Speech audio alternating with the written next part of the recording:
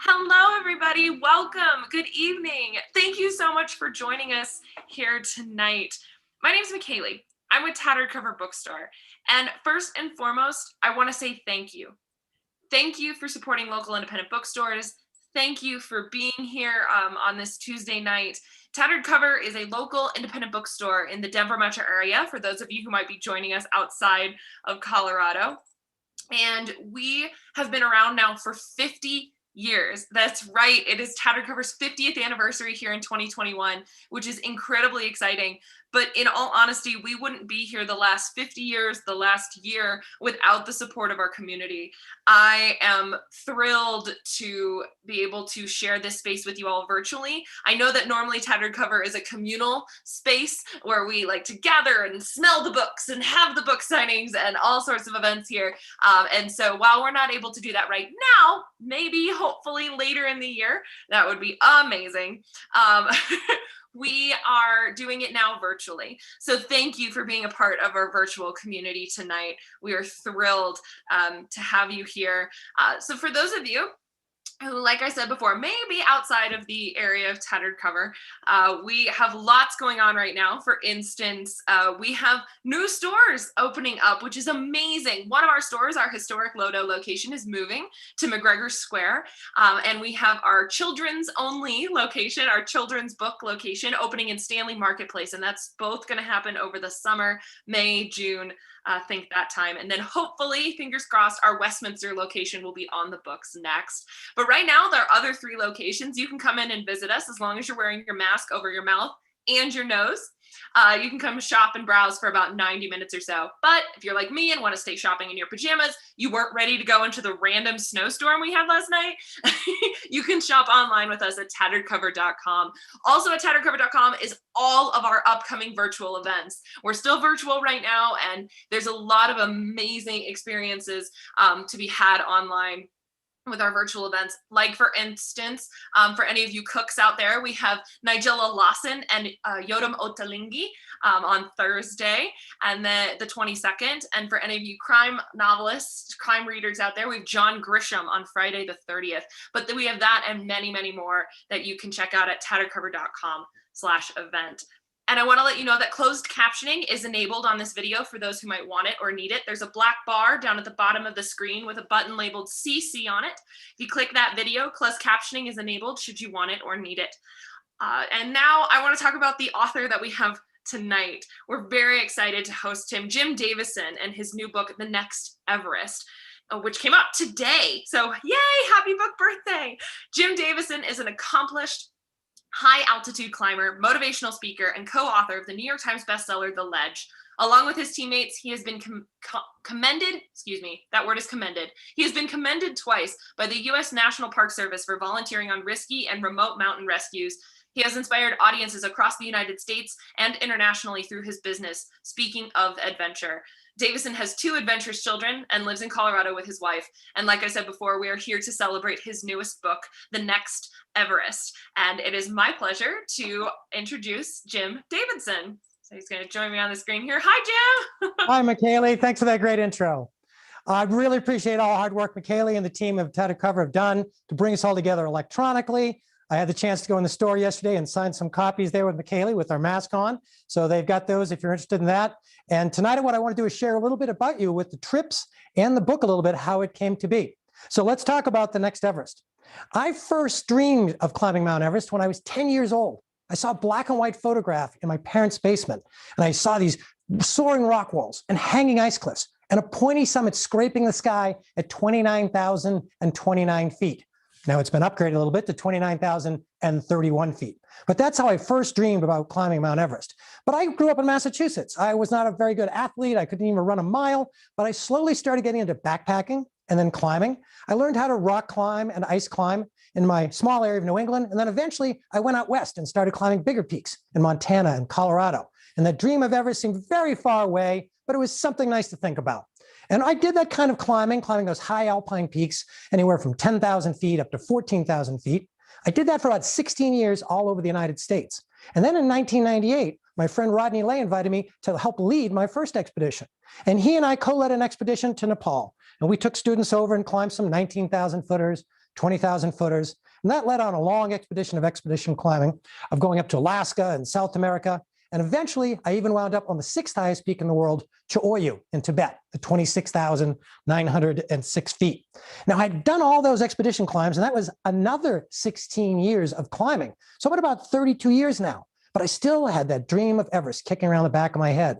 And I thought, maybe I've got enough skill now that I can tie this together, train really hard, and go and try and climb Mount Everest, even at age 52. So I trained the hardest I ever had in my life. And in 2015, I joined a really good team and flew over to Nepal and started climbing Mount Everest. Now, if you go to Nepal, you can go trekking or backpacking. You don't have to be a climber. But if you are a climber and you go over there, you're surrounded by an unbelievable number of 20,000 foot peaks, 25,000 foot peaks. And if you're a climber, you're always looking for the big one. Way in the back here, hidden behind some other 25,000 footers, is Everest, sticking up into the sky at 29,000 feet plus. And it's a beautiful, clear day in this photo, as you can see, but there looks like there's a cloud around Mount Everest. That's not a cloud, that's a plume of snow blowing off the summit, because the winds rip across Everest at 50 miles an hour, 100 miles an hour, maybe even 150 miles an hour some of the time. And it blows like that most of the year, except for a few weeks in the springtime when the wind settles down and we're able to try for the summit.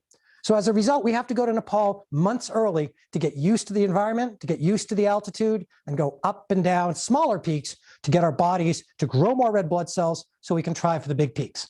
But eventually, we find ourselves at base camp, 17,500 feet roughly, looking across the Khumbu Glacier with some prayer flags overhead and looking up into the incredibly dangerous Khumbu Icefall, where the Khumbu Glacier tumbles over some cliffs and loses almost 2,000 feet in just a little bit over a mile. So we're going to go up and down Everest for weeks, and we're going to have to go into that Khumbu Glacier and that Khumbu Icefall, even though we don't want to. Now, in this picture, there are 3 black dots in the middle, 3 climbers, and we're going to pull back a little bit here, and you'll see that around them, there are all these ice blocks. And between those ice blocks are cracks in the ice called crevasses. And when we pull way back, you'll see the Khumbu Icefall consists of thousands of ice blocks and thousands of crevasses. And if you want to climb Everest from the south, you have to go through there. Now, it's an incredibly dangerous spot. It's the most dangerous place on all of Mount Everest. But if you climb from the south, you've got to go through it a number of times as you slowly get used to the thinner air. Now, I got to base camp and I knew a few people around. I was lucky enough to be there the same year. My good friend Alan Arnett was there. He was on a different expedition and was going to try and climb Lhotse, the 4th highest peak in the world, which is right next to Everest. But we got together. This was about mid-April of 2015.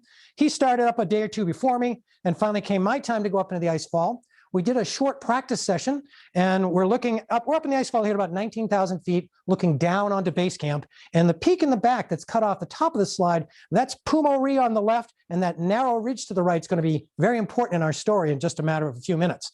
So we're in the icefall, and there's all these ladders and ropes to try and cross over crevasses and go around them. And when you go into the icefall, I want to show you a short video of what it's like having to cross some of these ladders on some of the crevasses that we can't go around. So let's watch a short video here and watch what it's like crossing those ladders.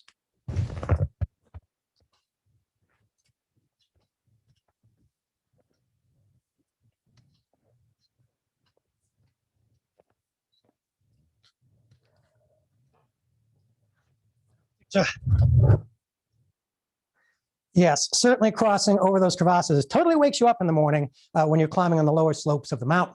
Now, when I went in 2015, I was fortunate to climb with a very strong person. His name was PK Sherpa from Portsay, strong young man. He was like half my age, so it was interesting for me to try and keep up with him. But we did some practice on the lower mountain, and finally we moved up to Camp 1. Now, Camp 1's at about 19,700 feet. And this is the view looking up the valley when you first arrive at Camp 1, and it's called the Western Coombe. Coombe is a Welsh word spelled C-W-M, and it means basically a dead-end valley in Welsh. The climbers have taken to calling this the Valley of Silence because the walls are 4,000 feet on one side, 6,000 feet tall on the other, and it blocks the wind pretty much, so it's incredibly windless and silent down in the Valley of Silence. So you get these beautiful views, and this is basically looking up the route where we're going to go over the next 4 weeks or so as we slowly work our way up the mountain.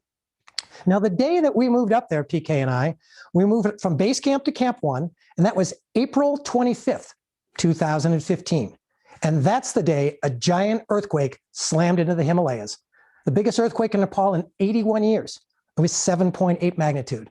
And I want to show you a little summary video here of what it was like when we left base camp. You'll hear some chanting, and you'll see we're doing a little ceremony called a puja to ask for safety and blessings for everyone on the mountain. Then we'll go through the ice fall at night, get up to Camp 1, and that's when the earthquake will slam into us at Camp 1 as we're camped on the Upper Khumbu Glacier. Let's take a look at the video. Going to Everest is something that I've read about for 40 years, daydreamed about for 30 years.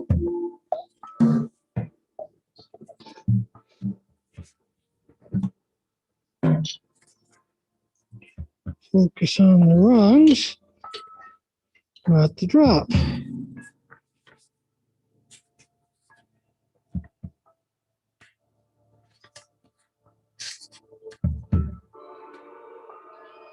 Close to 5:20 in the morning. Half the oxygen clears at sea level.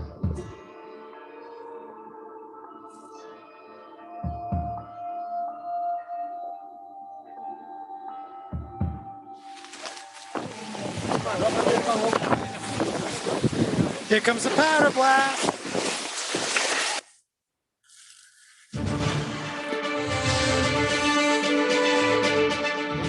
Other breaking story, the worst earthquake to hit Nepal in 80 years. Dozens of climbers are waiting for rescue at Mount Everest Base Camp after a deadly avalanche. 4 Americans are among the 18 people who died in that disaster. It also left more than 100 mountaineers stranded higher up the slopes of Mount Everest. There was a huge avalanche and a huge powder blast.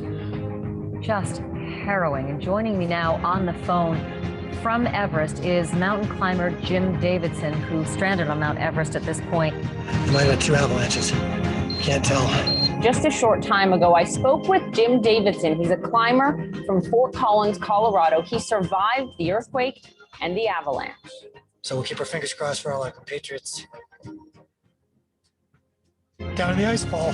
And we'll see what happens over the next couple hours.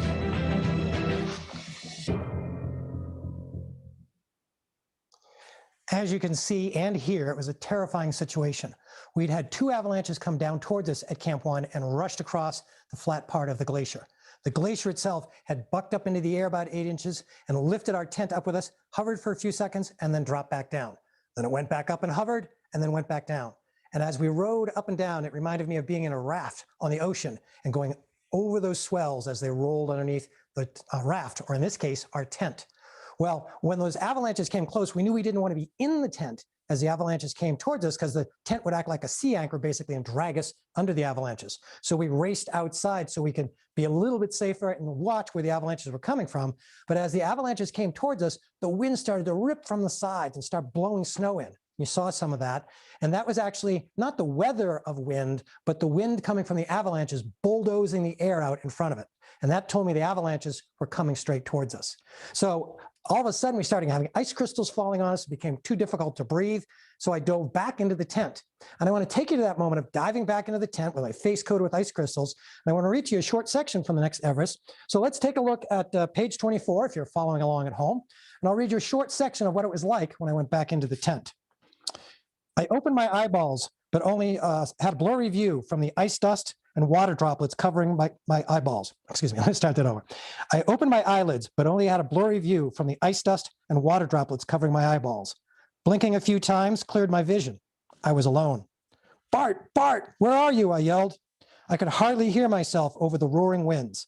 The valley of silence was no longer silent. The tent stopped gyrating. I sat taller and thought, is it over? Then an even stronger gale slammed into the north side of the tent, where the second avalanche was still crashing down. At any moment, the airborne ice crystals could give way to bouncing ice blocks, the size of microwaves, refrigerators, or even houses. I had been hoping that maybe the avalanches would veer away from us, but the oncoming powder blasts proved they were still coming our way. Everyone in camp could be buried in another minute. Glory and the kids flashed through my mind.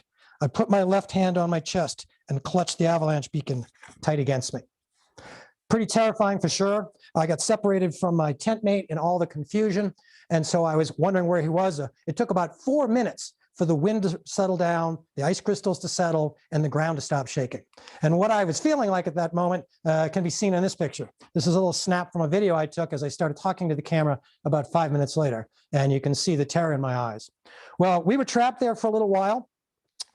We got on the radio. First, we checked among our tent, and nobody in our team or adjacent teams was hurt or killed at Camp 1. Amazing. Then we got on the radio and called our teammates up at Camp 2 above us, where my friend Alan happened to be. Nobody there was hurt or killed either. Fantastic. But then we called down to base camp. And we called down to base camp. That's when we found out where the real problem was. Because in base camp, they'd had a different avalanche. Their avalanche consisted of rocks, lots and lots of rocks. And they were carried down the mountainside, raced across the flatland, and ripped through the middle of base camp. Those rocks acted like cannon fire. And they took out about 100 tents or so, roughly. And it wounded 70 people and sadly killed 18 people. That became the deadliest day on Mount Everest. So we knew we couldn't go back to the base of the mountain. We wanted to go down and help our companions and other members of the community, but we couldn't go back down there because we knew our route back through that dangerous ice fall had been wiped out by the earthquake and the avalanches. So we were trapped there. We were trapped there overnight. And I was a geologist, and I knew there would be more aftershocks and avalanches. So I warned our team leader about that. And sure enough, about 24 hours later, we started feeling the glacier shake. And I want to show you another video of what it was like when an aftershock showed up. And this one was 6.8 magnitude. Yep, almost right on the 24-hour mark. Damn it. And it's cloudy, so you can't see. Yeah. We're okay, you guys. Okay. We're okay. That was smaller. No. Remember, a lot of the stuff came down yesterday. Yeah, just take a deep breath. You know, it's scary. It's just Camp 1, we're fine. Now that avalanche and earthquake scared us even more. We knew there were going to be even more of them because the big avalanches have clusters of aftershocks. So that meant the conditions down the icefall were even worse. Now the day before, some helicopters have been used to move the wounded out of base camp to better medical outpost in the mountains. And they thought maybe if the weather clears tomorrow, we can send the helicopters up and try and evacuate the 110 people at Camp 1 and the 70 or so up at Camp 2, but that wasn't clear. So we're going to have to stay a second night up on the mountain, wondering when the aftershocks would show up. And this is what I felt like as I went to bed both of those 2 nights, the first and the second. I took out my summit pictures that I planned to take with me all the way to the top, pictures of a partner, Mike, a good friend of mine that had passed away, my parents that were gone, and also my family, my wife, Gloria, my children, Jess and Nick. I was going to take them to the summit, but I knew that the trip was over. There's no importance in climbing a mountain when a disaster is going on. So I took those pictures, though, to keep me comfortable. I put them inside my down suit, zipped them up so I'd have them over my chest, over my heart, just in case something happened during the night. We got up the next day. We got a break with the weather. The weather was clear. They were able to send helicopters up and start evacuating people from Camp 1. People from Camp 2 came down and joined us. This is me and my tent mate Bart waiting for our turn to get on the helicopters. And it worked out very systematically. They flew us down 2 by 2. Those helicopters can normally carry 6 people down at sea level, but at that high altitude, the air is so thin. It's less than half the thickness that the air is at sea level. So we can only carry 3 people in the chopper, the pilot and 2 passengers. So eventually they flew those choppers all day and they got everyone down to base camp. And when my turn came and we flew down there, it was the most terrifying ride I'd ever had, flying that minute and a half over the Khumbu Glacier, looking straight down into those crevasses, both old ones and new ones that had opened up since the earthquake hit us. Landed in base camp and just so glad to finally be down there. And we got off and realized we were now back into a disaster zone because this is where 70 people had been wounded, 18 killed. And so we realized we had to try and help out as best we could. So within the hour, we went over and started digging through rocks and dirt with our hands and shovels to try and recover some medical supplies from the field hospital that had been overrun by the avalanche. And as we started looking around a little bit, we started coming back and we noticed a lot of tents and gear scattered all over the glacier. Things were blown in the downwind direction, perhaps a quarter mile or more, right out of base camp. And underneath this rock, I saw this black cross. And when I took a closer look, I'll zoom in a little bit here, I realized it was a cross marking where somebody's body had been found. One of those people that had been recovered and their family was getting shipped back across the world. For a brief period of time, I got involved in that process of recovering those bodies and putting them on helicopters so they could make their final trip home to their families.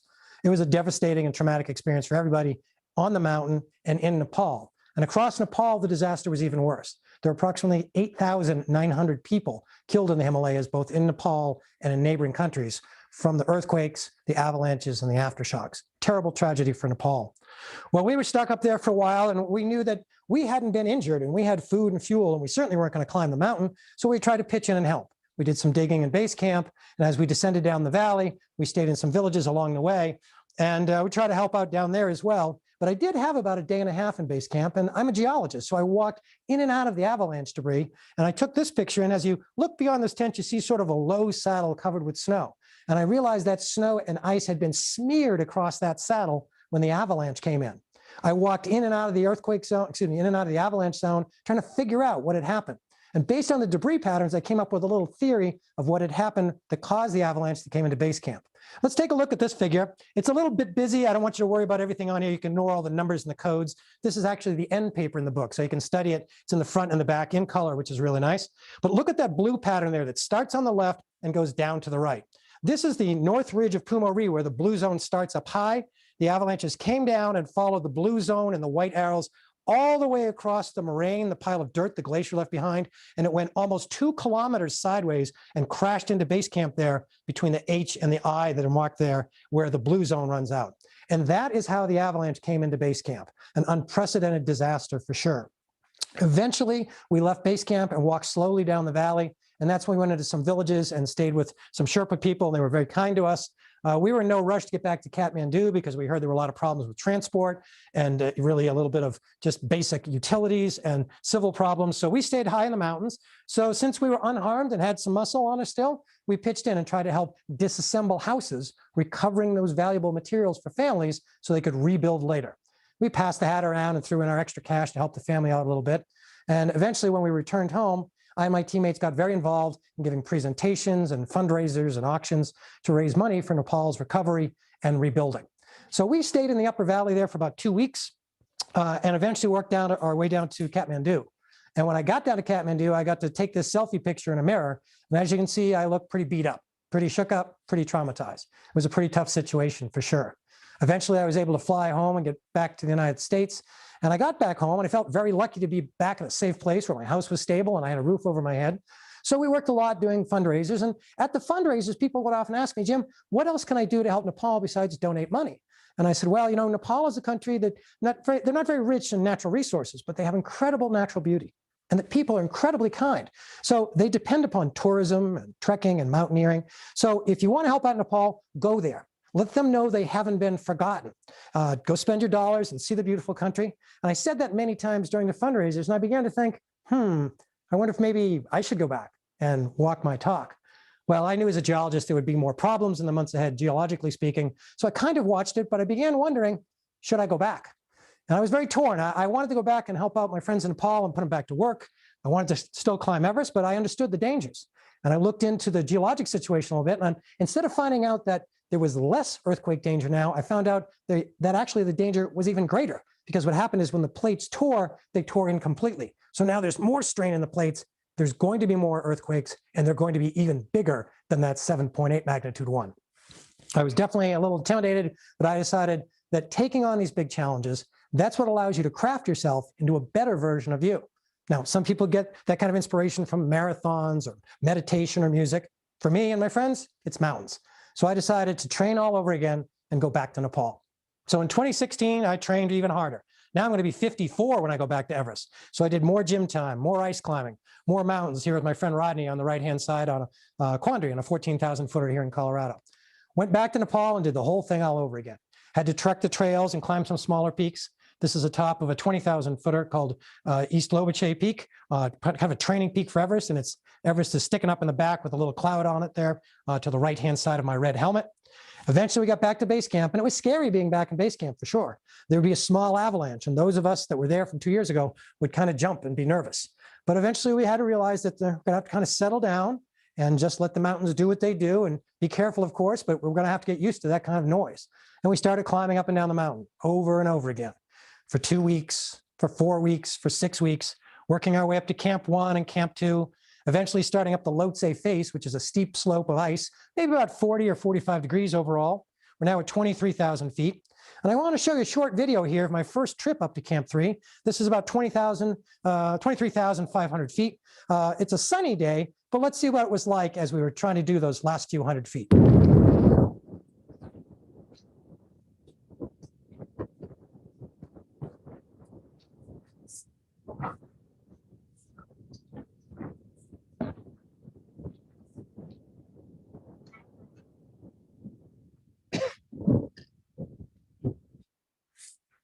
The temperature is probably about 10 below or something during the day. It'll dip to 20 or 25 below at night. And you have to spend one night at that altitude of 23,700 feet in our case. And it is the most miserable night of your life. It's like having the flu and a hangover. You can't eat. You really can't sleep. And some people spend half the night sitting up. But if you can make it through that one night at Camp 3, your body is as acclimatized as it can get. You've grown all the red blood cells you can. And we go all the way back down to the base of the mountain and get ready to try and climb back up.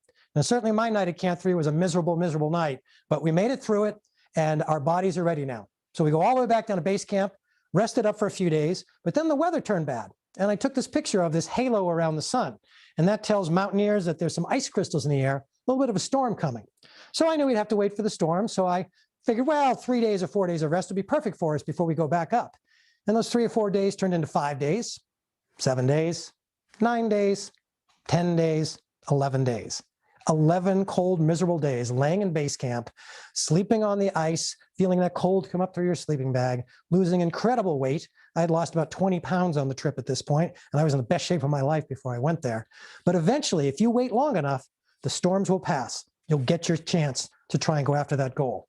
Eventually, if we wait long enough, this pandemic's going to go by too. We'll have our chance to get back to doing what we want to do. Well, we waited until that storm passed, and we're waiting for good weather because we're not only going back up to camps 1, 2, and 3, we're going to camp 4 at 26,000 feet, hopefully 3,000 feet more up to the summit. And when we go above 26,000 feet, we're going to be officially in what's called the death zone. Now, we don't call it the death zone because if we stay there, some of us might die eventually. We call it the death zone because if we stay there, all of us will die, and sometime soon. Maybe one day if you're not doing well, 2 or 3 or 4 days if you're really well acclimatized. Beyond that, the human body can't function. Even if we're breathing supplemental oxygen, we just can't live up there for very long. So we want to get into the death zone, summit as fast as we can, and get back down. So with that, we're finally ready to make our summit push. It was about day 56 when we left base camp to do our 5-day summit push up the mountain. So we leave at night, we go through the ice fall, and we're more acclimatized, so we're moving along faster. We go up past Camp 1. This is me crossing one of those ladders between Camp 1 and Camp 2 with Everest above my pack and helmet there. We go up past Camp 2 with some recent avalanche activity on the glacier, up to Camp 3, and this time we're feeling much, much better. We stand outside, enjoy the sunshine, take pictures of my friends as they arrive up on our trip up from Camp 2 to 3. Eventually, we get up the next day and go from Camps 3 to 4, going across the famous yellow band, and finally cross into that zone at about 26,000 feet and walk into the death zone. Now, at this point on that last trip from Camp 3 to 4, we are on bottled oxygen. It helps a little bit. So we get to our camp at Camp 4, get inside the tent, and I took out a picture of my family here to remind me to be careful on the summit push and on the way down. And I want to show you a little bit of video here as we came out of the tent. Now, we're actually going to climb at night during the coldest part of the day so that hopefully the snow is most frozen and won't avalanche, the glacier is most frozen and won't calve off. So we come out of the tents about 7:30, 7:45. It's still light from the day that's just ended. And we're going to climb through the night. And if we time it well, we will be summiting somewhere around sunrise. So let's take a look at a few shots as we climb through the night from 26,000 feet up to 28,800.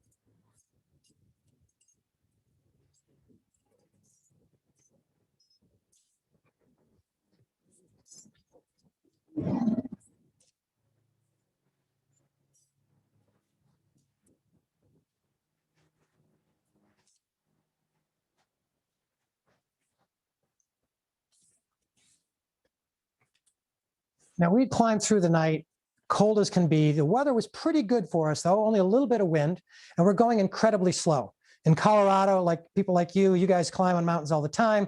In Colorado, I can probably climb about 2,000 feet an hour, but up there, I was climbing at about 350 feet an hour, 1/5 to 1/6 my normal rate, even with some supplemental oxygen. It's just so difficult. But we climbed through the night.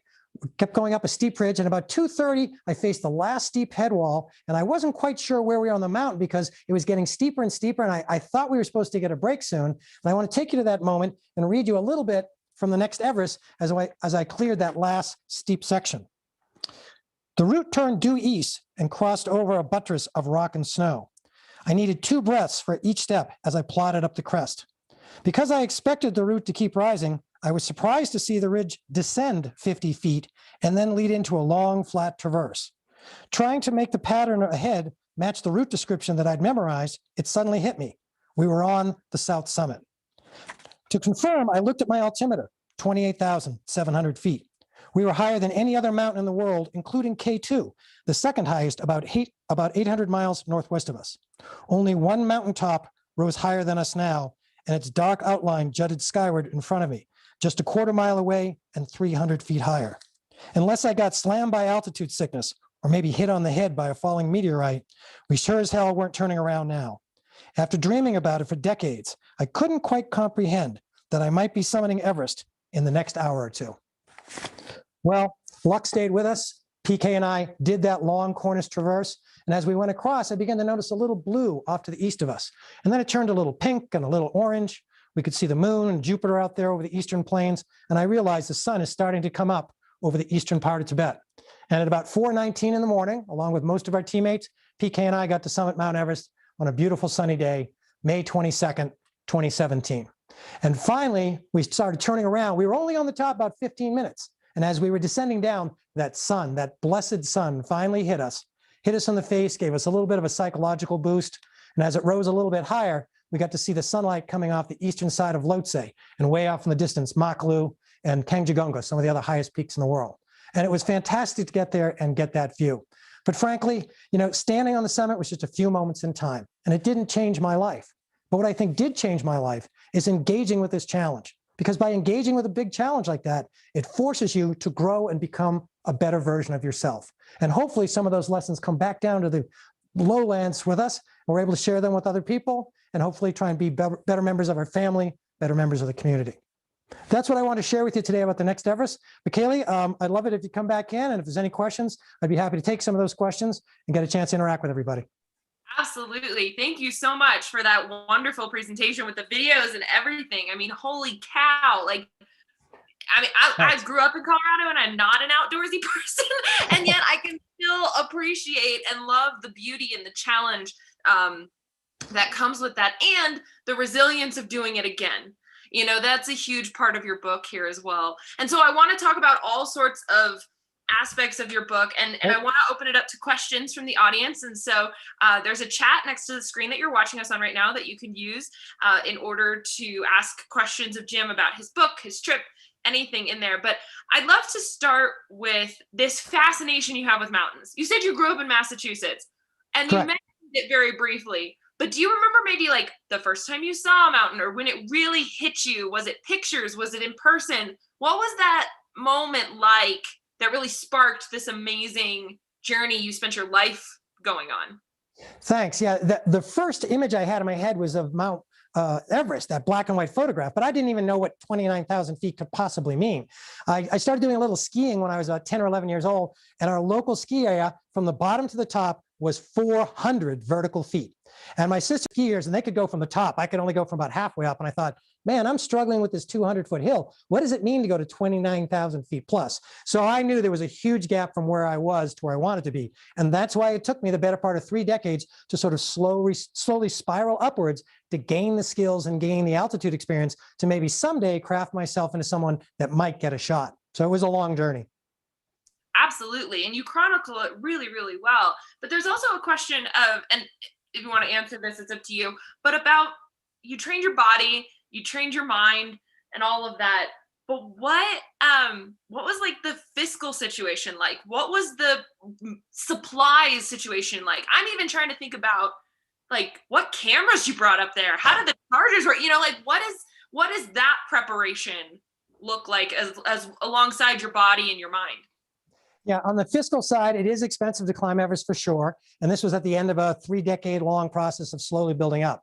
So I learned to kind of keep expenses down in my life and pay for my trips just out of savings. So it takes a long time to save that kind of money. Everest is very expensive. Just the permit to Nepal for one person is $11,000 per person. And that seems high, but Nepal's got this incredible spot called Mount Everest. They share it with Tibet to the north. So they charge money because they need money in their country. So that's fine to help out their economy. But yeah, you have to save a lot of money to buy a lot of gear. You have to train for a long period of time. And it takes a lot of things to pull it together. And it's not an easy thing to do. But you know what? It doesn't have to be big mountains. It could be becoming a marathon runner or becoming a great musician and wanting to play Carnegie Hall someday. You're going to have to build your skills. You're going to have to make investments, and you're going to have to make sacrifices. You have to leave other things out of your life to save money and time and energy to put into what speaks to you the most. And that's worth doing, because that's how you build your resilience, by putting yourself into a big project and lifting yourself up. It forces you to become more. Absolutely. And I think it's so great to hear that. And I love hearing you comparing it to different aspects of our lives too, that we may not be mountain climbers in that way. But we've got some great audience questions here too. After Everest, which mountain anywhere in the world would you want to climb, and why? I'd like to go to Mount Vincent and down by the South Pole, because I've always read about the South Pole. I read polar exploration books when I was about 14 years old, and I would love to go down there and climb on the Antarctic continent. Haven't done that yet, so that's sort of my dream one. We'll see if it happens or not. That one would be really, really cool. So another great question is, how crowded was the mountain? You know, how many people are trying to do this? What is that experience like with other people?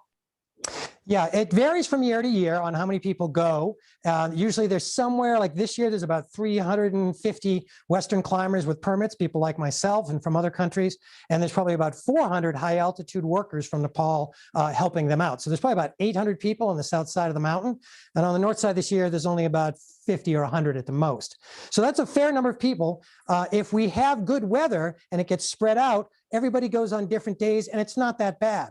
Now, you may have seen an ugly picture from 2019 where there was a line of people, like 80 to 120 people, and a narrow ridge on that summit cornice ridge that I was reading to you in that second reading. And the problem there was it was a bad weather year. So instead of having 10 or 12 or maybe even 15 summit days, it got compressed and there was like 3 summit days. So what that means, it's like, imagine your favorite beach, and if it rained all summer and everybody could only go to the beach on one 3-day weekend, 4th of July, on that 4th of July weekend, there'd be a long line of traffic. Now, that doesn't make your beach terrible, and it doesn't mean your beach is like that all the time. But on those 3 days, everybody wants to go to the beach. They want their turn. So you get traffic going to the beach. Sometimes we have that traffic on the summit ridge. But most of the time, the mountain is not like that. And most years, it's not as bad as that. No, absolutely. And it's something that I love it when you put it that way too, making the analogies to the beach and making it more relatable in that sense. Because you're right, you said the picture and I instantly knew what it was. But just Right. because bad press and the way that it is portrayed in that article doesn't necessarily mean that's the way it is all the time. Right. So I love this one. Rodney is somebody, and he said, we previously talked a lot about this topic, but could you address the issues of environmental cleanups and the current state of the mountain's cleanliness? Yes, that's another issue that's come up a lot in the press in the last few years, which is there've been some pictures put out there, and it shows an ugly pile of trash melting out of the ice. And the media will sometimes use the phrase, the Mount Everest is covered in trash. Wow, what a horrible visual. And sometimes you'll hear the same thing about human waste, that the mountain is covered in human waste. How disgusting. And the question is that true or not? Well, I've been to Nepal 5 times and been in the Everest area 4 times. And over the course of those 4 trips over 20 or 25 years, I noticed that actually the base of the mountain was getting cleaner and cleaner. More trash pickup going on, more recycling going on. And I thought, well, why is everybody talking about the mountain becoming covered in trash? Well, it is true that up through about 1970, most of us all over the planet didn't have any ethics about our trash. We threw it out the window or maybe threw it in the landfill and that threw a little dirt on it, and that was about it. That's the way humans have lived for thousands of years. But in the 1970s here in the United States and elsewhere, we started getting some environmental ethics. And eventually that developed into leave no trace, which is don't cut down the trees, don't turn over the rocks, and don't leave your trash. So over time, people's behavior's gotten better, but there is old residual problems on the mountain with the trash. So those pictures you've seen are real, but a lot of them are old. A lot of that trash has been picked up. And as I described in the Next Everest, I tackled it as an environmental scientist because I used to be an environmental scientist cleaning things up for decades around the United States. So I compiled a list, and there's been about 33 expeditions from 1975 until 2019, even 2020, that were doing some cleanup on the mountain.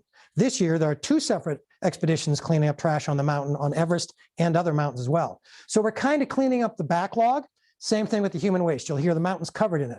Well, I'm a scientist, so I go by the data. So I got my spreadsheets out and I calculated how many people have been on Everest, how often does someone go poo, and I put it all in a big data set, and I developed a poop spreadsheet. And I summarized the numbers in the book so you can check them out. And according to my calculations, the mountain's not covered with human waste. In fact, less than 1/10,000th of the mountain has any human waste on it, even under the worst circumstances. So there you go. In case you were wondering, McKaylee, there's the number you were looking for. Okay, again, not a scientist, but I love me some spreadsheets and I love me some data, and that is fantastic. I love that you did that. But speaking of your background, what else do you do? What is your job? What did you do in your life that maybe either contributed to this interest, or or did you do something completely separate that had nothing to do with mountains and this was just your dream? Well, when I was a teenager, I worked for my dad's industrial painting company, and we would climb high voltage electrical towers, church steeples, and I put one of those stories in the Next Everest. And those taught me how to be up high in a place and do dangerous work as safely as possible, to watch out for my team members and watch out for myself to make sure I wasn't harming the team's safety. So that was a great background for starting my mountain climbing when I was about 20 years old. I climbed, and during those first years when I was a climber, I was an environmental geologist cleaning up soil and groundwater contamination and landfills around the United States. And I did that for about 20 years, but eventually I started sharing some of my stories from some of the mountain climbs you've heard today and other climbs I've been on. And that slowly shifted me over to being an inspirational speaker, or you might say a motivational speaker.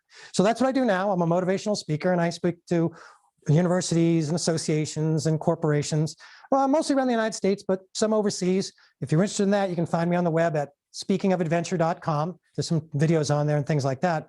But so you can see that my climbing career before, my speaking career now, kind of dovetails with being a climber and being a writer and sharing the stories, and more importantly, the lessons that I've experienced with my friends being on the mountains. How has COVID affected your climbing and getting outside and being able to do this thing that you love so much? Like everybody, it's had an impact, right? I mean, when it hit the first part of last year, there was kind of an ethic in the environmental community, in the climate community and the outdoor recreation. Look, don't go outside right now. I know you want to go hiking. I know you'd love to go skiing and climbing in the mountains, but we're not supposed to be near each other. And if you get hurt, you're going to draw resources away from the medical people, and maybe even take up a bed with you and your broken leg. You might take up a bed that's needed to save somebody's life. So the smarter thing to do was to not be out doing those dangerous outdoor recreational sports and stay closer to home. So that's what I did. My wife, Gloria, is an RN, and she's been working on the COVID unit since the very beginning. So during those first few months, we literally moved down the hall from one another to try and get some social distancing in our house. And we've been married for 31 years, but we were trying to do our part to be safer around each other. So it's been a long year for me. I've done some trail running and some hiking and skiing with my friends locally. But now that people are getting their shots and we're all used to wearing our mask over our mouth and our noses, whether we're tattered cover or whether we're outside, people are getting smarter, and hopefully things are getting a little bit better. But it's been a rough year. But I think kind of the pandemic was a bit like the earthquake. It's a tragic situation. We can't turn that tragedy around quick. But what we can do is try and take care of each other during the tragedy, endure what's going on, and then try and distill some wisdom and some strength from that and take it with us to our next challenge later to be a little bit smarter, a little bit better community, and a little bit more resilient. Yeah, absolutely. Thank you so much for relating that back. Sure. I want to ask you 2 more questions before we end this evening. Great. Actually 3, because I think this one might be a short one. But do you have your next adventure planned? Nothing definitive planned out. First, I want to just go on a vacation. I want to sit by a pool or a beach somewhere with an umbrella drink a little bit. I want to do that. I want to do some vacationing with my family. As I dream a little bit bigger, I'd love to take my family to Nepal just to go trekking and see the incredible mountains over there. And maybe on the mountainside with my friends, maybe do something kind of moderately high, like maybe some South American peaks at 18, 20,000 feet, something like that. Nice. That's awesome. So the last 2 questions here are, have you stayed in touch with people that went through the same experience that you did with the earthquake? And what have those relationships been like on the first trip and on the second trip? Yeah, an intense situation like climbing or other adventure sports really bonds you to the people you're with. You may have never met them before, and when the 1 month trip or the 2 month trip is over, you feel like you're bonded for life, and it's true. Now, you don't stay best friends with everybody, but a lot of people that you travel and adventure with, you do stay in touch with. So I still stay in touch with most of my climbing partners through all the decades, including the Everest trips. And sometimes we'll call each other on the anniversary date of summiting, or sometimes on more somber dates, like the anniversary of when we lost somebody or the earthquake.